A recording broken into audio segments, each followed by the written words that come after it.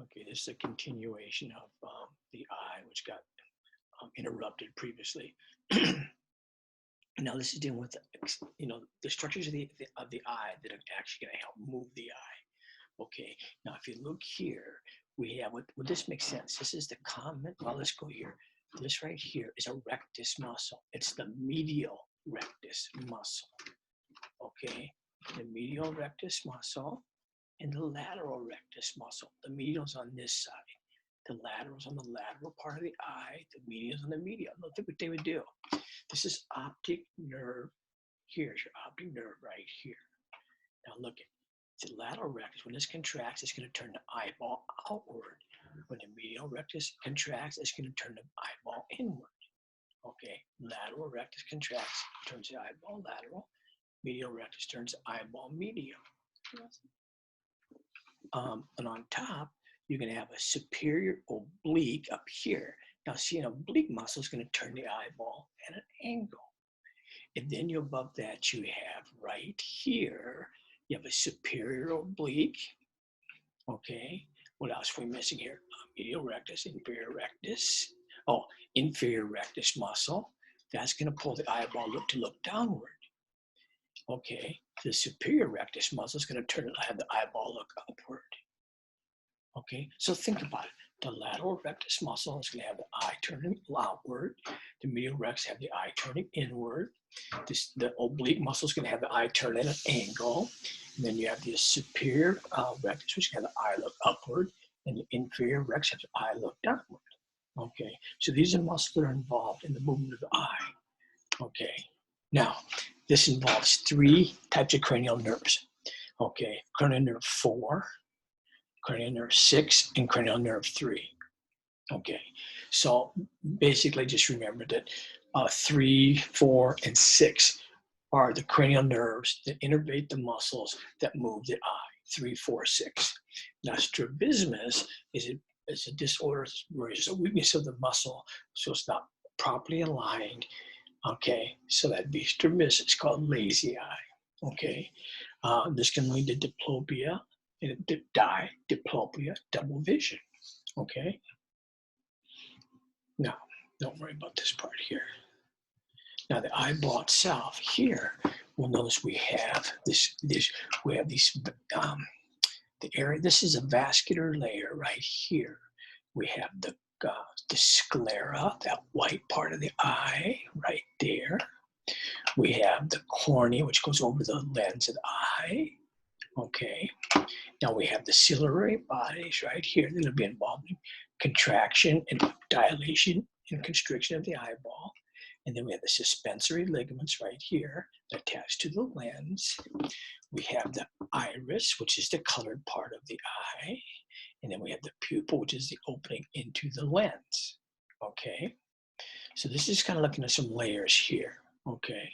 So again, now back here, we'll talk about this as macula luteae and fovea centralis. But just look at the eyeball here. This right here is the optic nerve. This is the optic disc. Now, there is no rod or cone cells on here, so this is what we call the blind spot.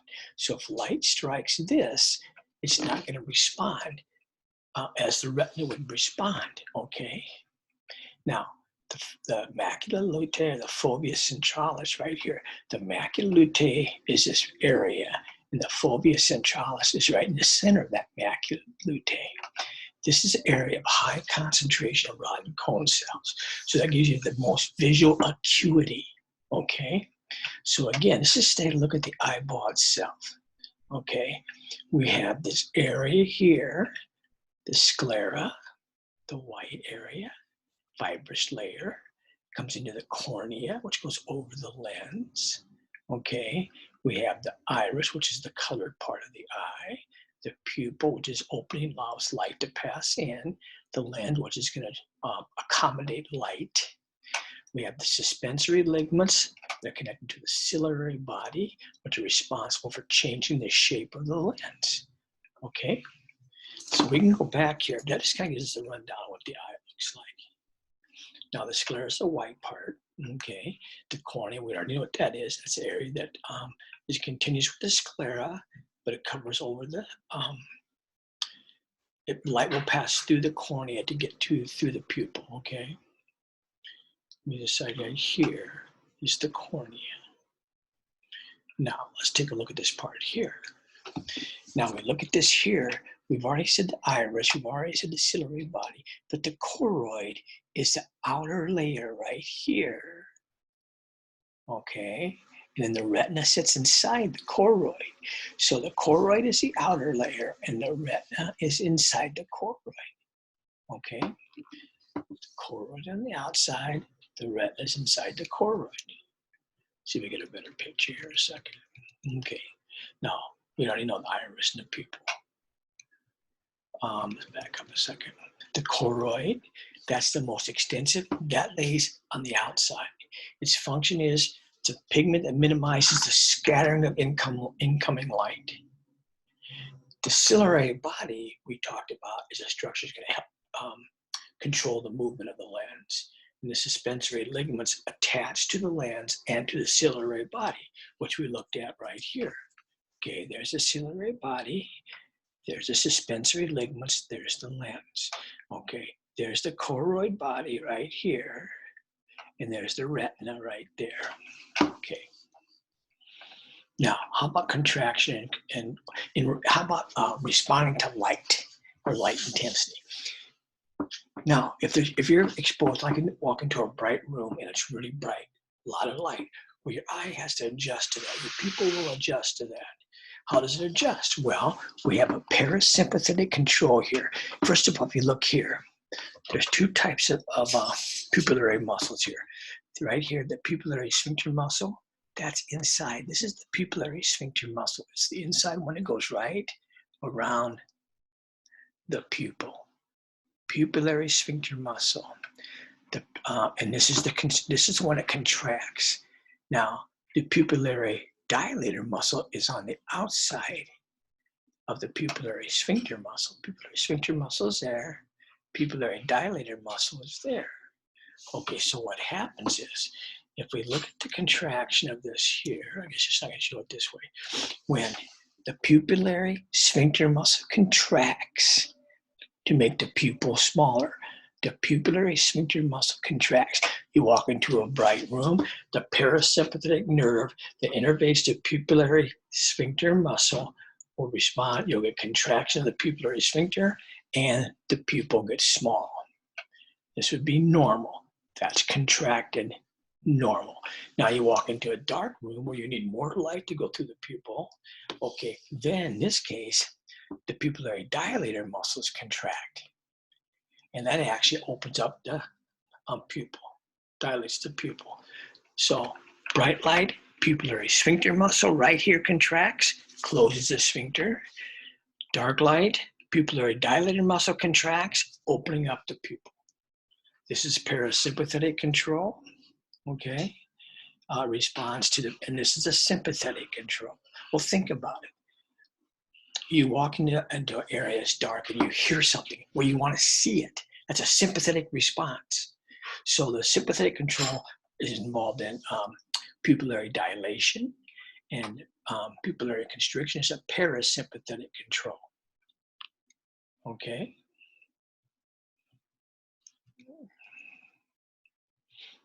Okay, now I said this before. This is the optic disc right here. The optic disc is where the optic nerve goes back from the retina, okay? The fovea centralis is the middle of this macula lutea. This is the area of high rod and cone concentration for visual acuity, okay? So let's take a look here. Fovea centralis, region of retina contains a large number of photoreceptors. Allows for detailed vision and the ability to focus. The macula lutea is the main region, still a large number of photoreceptors. The optic disc is the blind spot. That's where the optic nerve leaves the back of the eye, okay? So again, high level of photoreceptors, blind spot, where the optic nerve leaves the back of the eye. Blind spot, now you can do this little test on to find your blind spot. Okay, Now this goes back to just, we'll kind of get into this a little more detail in a second. Notice right here, if we want to move this lens, adjust this lens to accommodate vision with the location of an object. Okay, because remember, we want that light to focus on the back of the retina. That gives you the best vision. If it focuses in front of the retina or behind the retina, it's going to be distorted vision. So this lens is what's responsible for focusing the light on the retina. The lens is controlled by the suspensory ligaments and the ciliary bodies. Okay, so let's take a look at that here. We'll come back to lens adjustment and accommodation when we get to vision. Now, when we talked about the cornea, let's take a look at cataracts, okay? Now, cataracts is a cloudedness of that cornea, okay? So the transparent lens is essential for vision. So cataract is one of the most frequent causes of blindness. Well, what's a cataract? Well, it's when this cornea gets cloudy or distorted, okay? Vision is impaired and you can't, it's hard to sort out the wavelengths of light, okay? Cannot be reversed, so use of treatments easy replace entire lens surgically. So again, a cataract in this case is going to be right here where this lens starts to break down. I think I said cornea, that's something different. When the lens starts to break down right here, then what happens is we start getting the formation of a cataract. Okay, now all this stuff can be cause of that, like diabetes, aging. Lens fibers tend to progressively get darker. That's the cloudiness that you'll see on a cataract. Cannot be reversed. Sometimes you can do a lens surgical procedure, a synthetic lens to restore vision, but basically cataracts are difficult. So you have to use some kind of visual accommodation. Now the eyeball itself, let's take a look at the eyeball. Right here, we have the posterior end and the anterior end of this eye. In here, we have the anterior chamber, and the anterior chamber is right here, and the posterior chamber is right here. Okay, now the posterior cavity is back here. That's the vitreous humor that's in the posterior cavity. This is the aqueous humor that's in the anterior cavity. Now we have an anterior chamber and a posterior chamber, okay? Now, this full of aqueous humor, which is a fluid, and you notice the flow goes from here, from the posterior chamber to the anterior chamber and out the sclera venous sinus. Posterior chamber, this is fluid that's been produced by the ciliary bodies. It goes from the posterior chamber to the anterior chamber and out the sclera venous sinus. Okay. Aqueous humor is mostly water fluid. And it flows from the posterior chamber. Remember, it's produced by the ciliary bodies. Flows from the posterior chamber into the anterior chamber and then changes out the sinus cavity. So let's look at the aqueous humor. It flows from the posterior chamber to the anterior chamber and out the sinus, or sclera venous sinus. Okay, now remember the sclera is this white part right here. The sinus is just an opening. So the sclera venous sinus. Now, if we look here, glaucoma. Yeah, the glaucoma is when there's a blockage of this drainage, okay? So when this is not draining properly, you have fluid buildup in this anterior cavity, especially in the anterior chamber, because the fluid can't get out this sinus. So glaucoma is a buildup of anterior and posterior chamber fluid, increase the pressure of the eyeball. And that's when they do that little puff test, and you can see how much pressure is being resisted to it. And elevated pressure here can cause damage to the retina and the optic nerve. Second leading cause of blindness. So what is glaucoma? Glaucoma is where there's a buildup of pressure right here. And this, because the fluid right here can't be released out this sinus. Okay. Now this goes back to vision itself. We have two types of lenses. Let's just look at lenses in general. See, this lens right here is a convex lens, Is this is the light coming in, it convexes out, where this lens concaves in, a concavity or concave lens. Let's see what the convex lens does. As the light comes in, it focuses the lights inward, okay? Whereas a concave lens pushes the light rays outward. So we have a convex lens and a concave lens. A convex lens brings the light rays inward, the concave lens brings the light rays outward. Now, let's take a look at this. This is the resting state accommodation. So if you look here, if you're looking about 20 feet away from the retina, okay, light rays are running fairly parallel, okay? A distance less than 20 feet, light rays diverge sharply. A distance greater than 20 feet, light rays are almost parallel, okay? Now, the lens is gonna make the adjustment here. So let's take a look at this in a different position here. Look at, first of all, this back here. All right, come back to this here. So as the apple moves closer, you're gonna have to see, these things are gonna be farther apart. You gotta bring them back in. So what lens? A convex lens is gonna bring them back in closer, okay? You want this, the light to focus right in the back of the retina. So if you get too close, you have to have some way to bring, and that's when you have more of a convexity in the lens, okay? That will bring the light rays back to the retina. Okay, now here is how we're going to change the retina. The smooth muscles of the ciliary body relax. Remember the ciliary bodies are up here. These are the ciliary bodies. If these relax, it's going to cause the suspensory ligaments to tighten. And that's going to cause the lens to flatten. Okay, smooth muscles of the ciliary body relax. Here's your ciliary body. These relax. Okay, the relax moves away from the lens, pulling tension on the suspensory ligaments and flattens the lens. So again, when you want to flatten the lens, you have to have this ciliary bodies have to relax. When they relax and pull backwards, they pull the suspensory ligaments tighter, and this flattens the lens, okay? There. So here, if we want to thicken the lens, what happens is the suspensory ligaments relax or contract. And when they contract, they relax the suspensory ligaments and the lens can get thicker. Okay, so if the suspensory ligaments are relaxed because the ciliary bodies are contracting, so these are contracting, it relaxes the suspensory, and that thickens the lens. Okay, allows the lens to round up. So when does the lens get rounder? Now the lens will get round, and this makes it a more convex lens. See, so the ciliary bodies have got to relax, which in turn, or has to contract, sorry, which will in turn loosen the suspensory ligaments, causing the lens to thicken or get wider. Okay, that's how the lens is adjusted. Now here's some things we've had about here.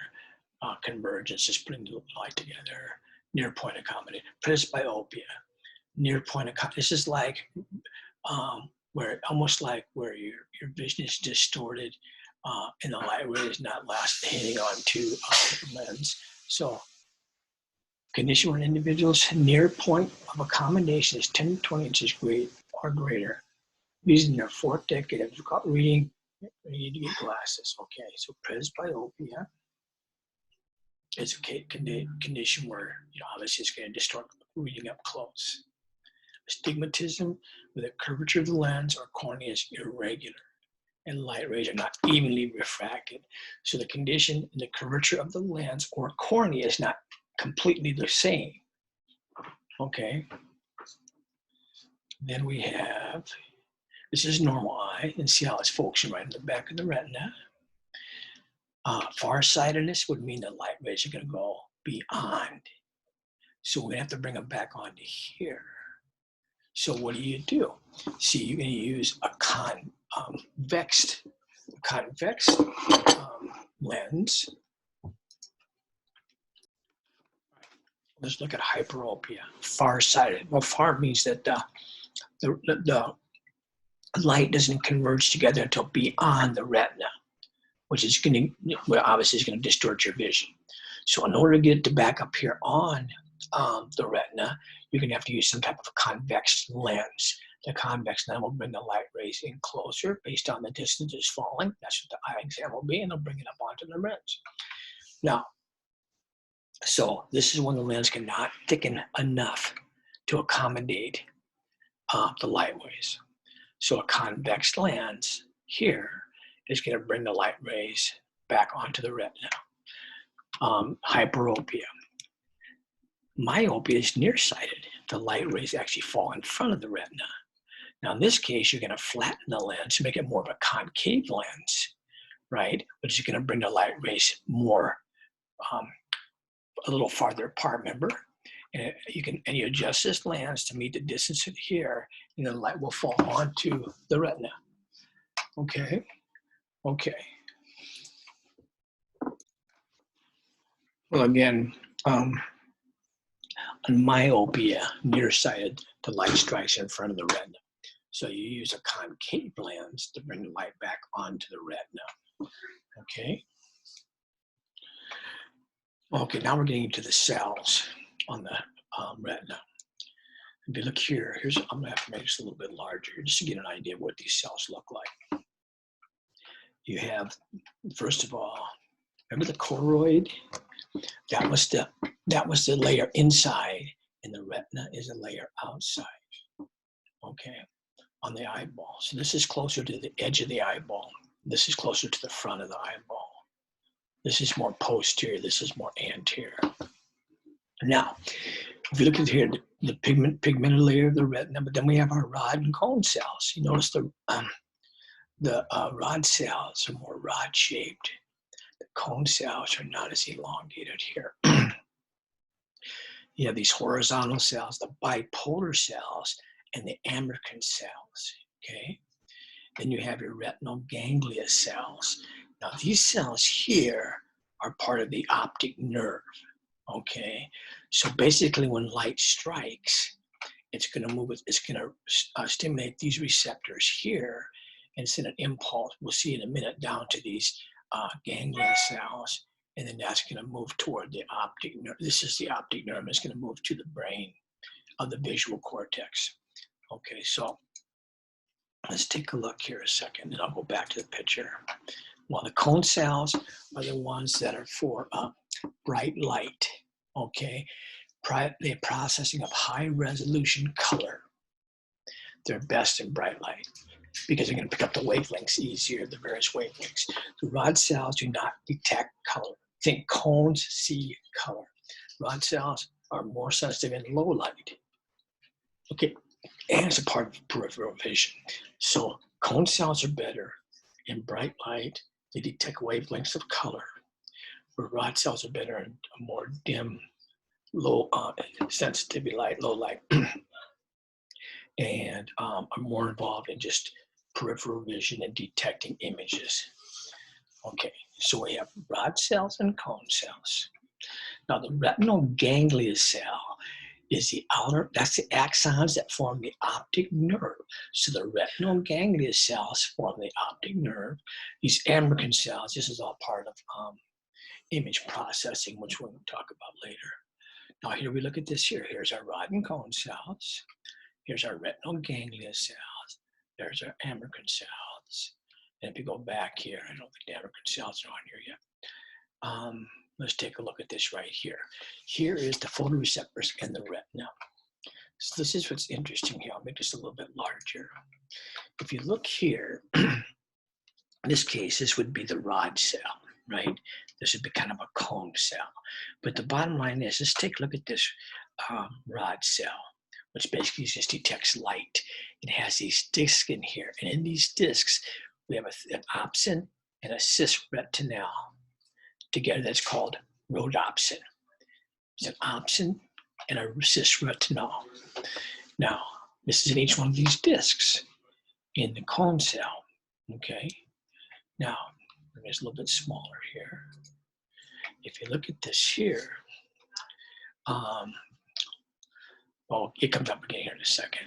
In photopsin, if you notice in the rod cells have a thing called rhodopsin and retinol, which actually is derived from this, and it forms a configuration, a bend configuration called cis-retinol.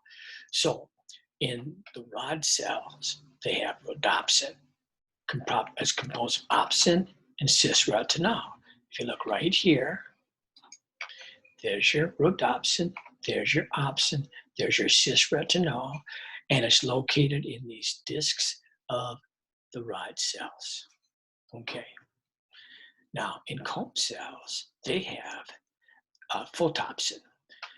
There's a thing that people call iodopsin, composed of retinol and a protein called photopsin.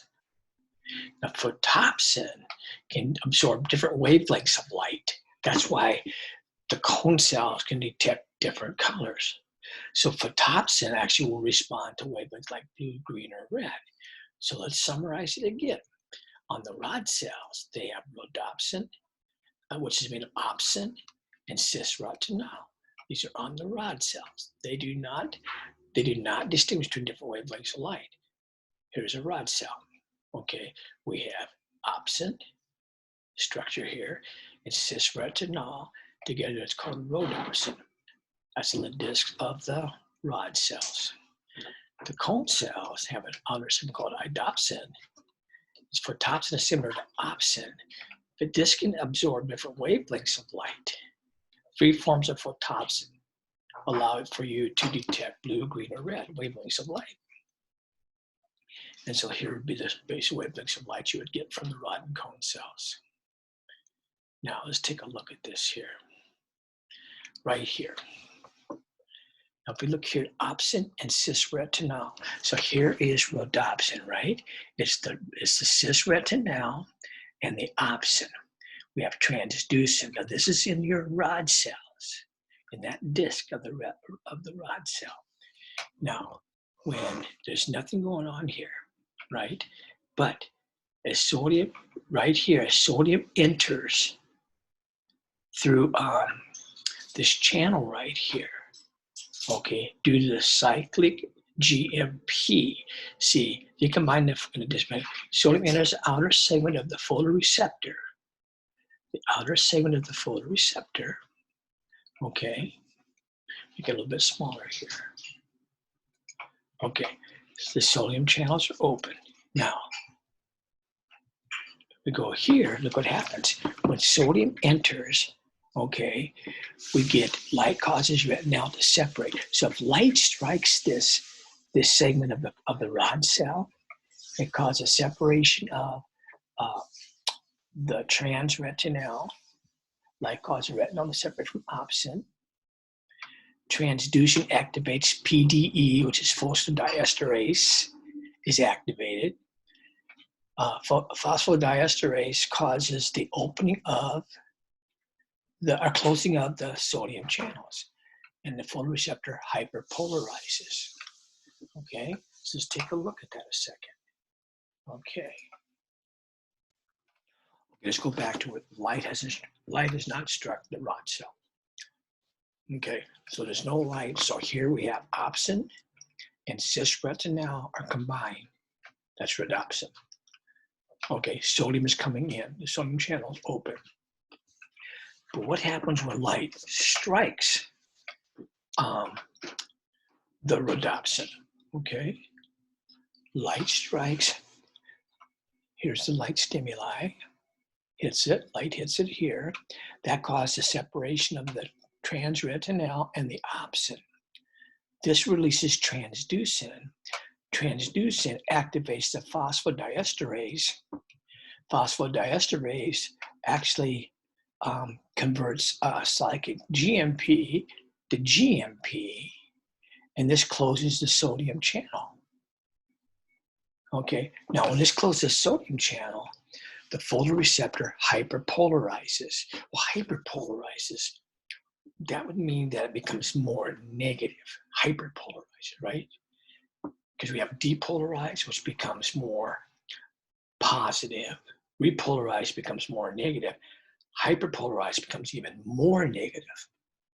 Okay, so we've hyperpolarized the cell, the photoreceptor. This is hyperpolarized now. Now let's take a look here. Let's just take a look at this image right here. Now, the photoreceptor depolarizes here. The light here, let's look at this one here. Light hyperpolarizes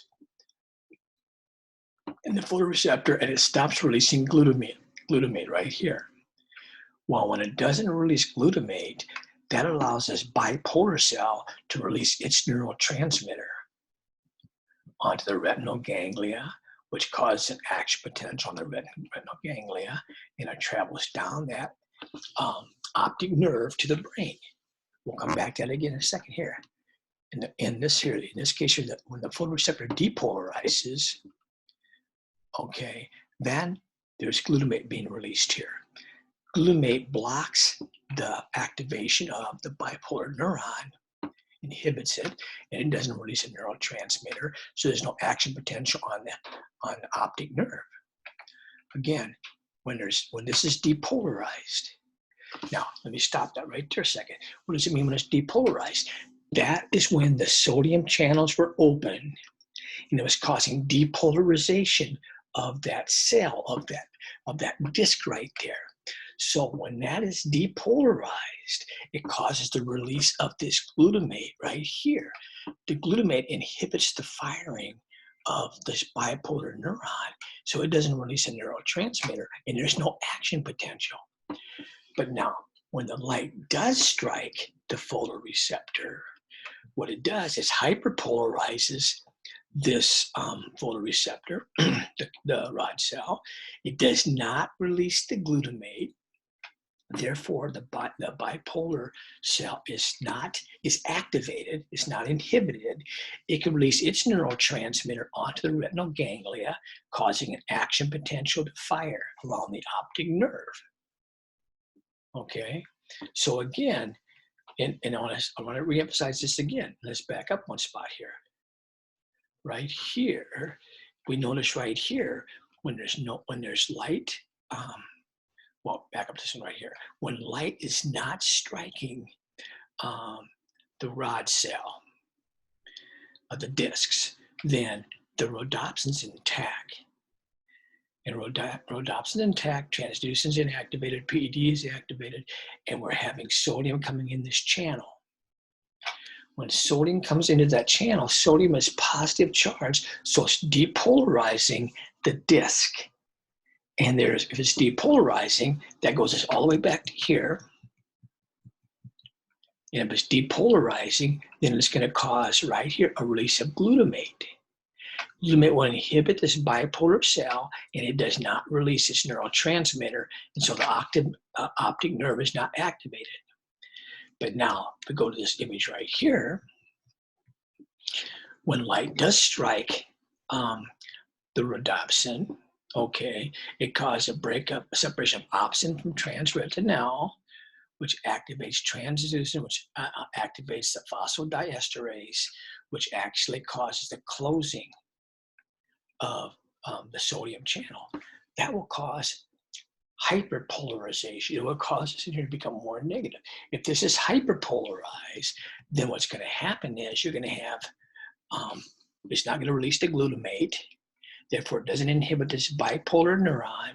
The bipolar neuron can release its neurotransmitter and activate the optic nerve when light strikes the photoreceptor. Okay, and that's something you have to kind of stop and just think about a little bit.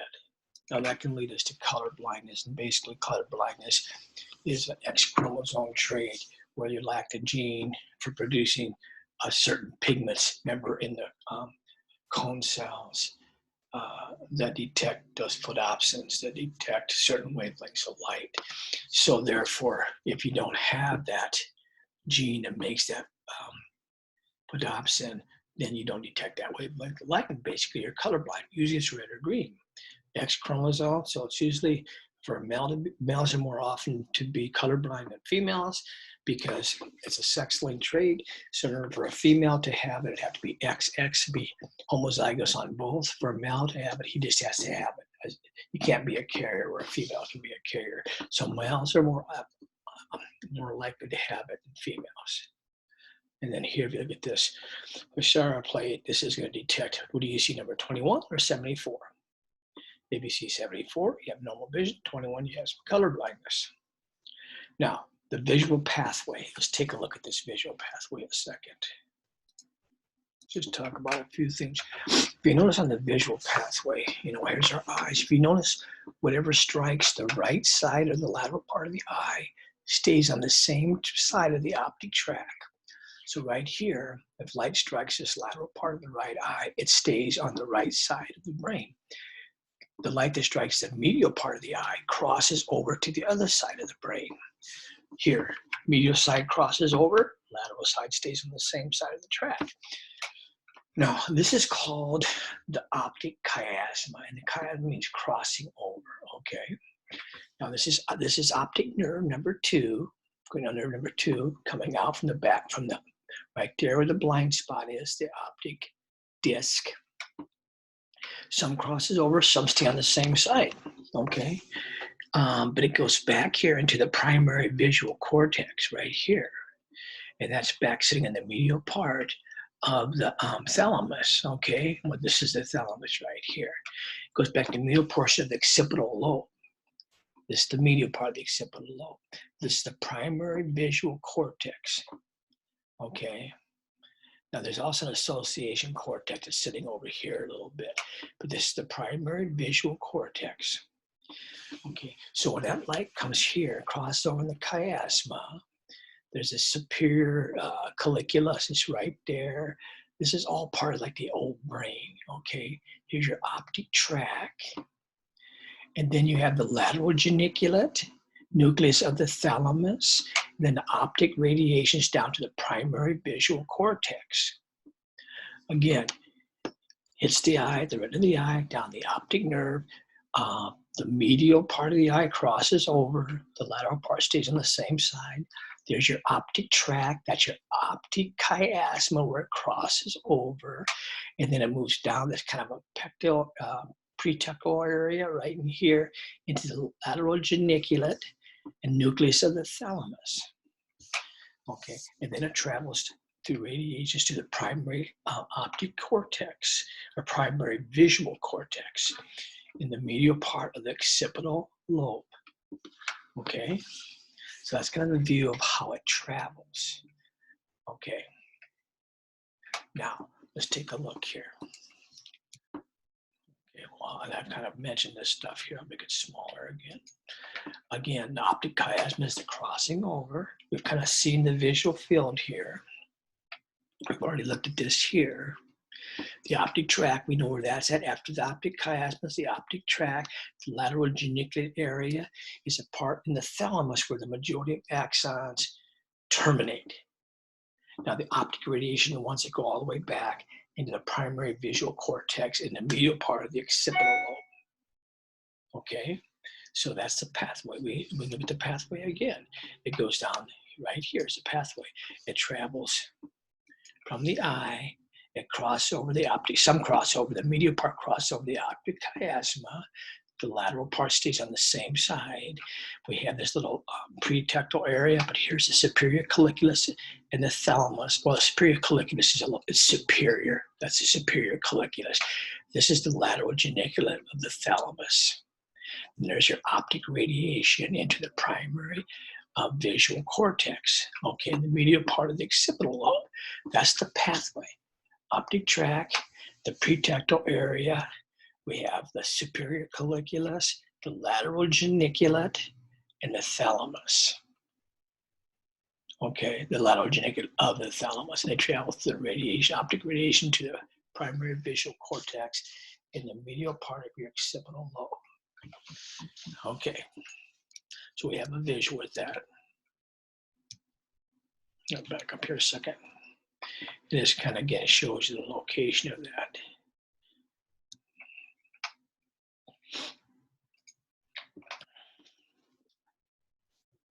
Some axons.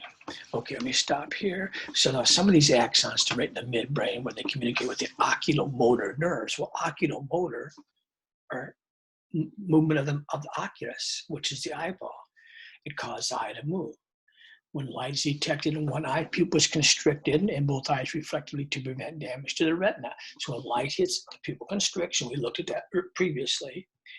This all kind of takes place in that mid area there, okay, of the brain, the geniculate area and the superior geniculate and what was the other part we were talking about?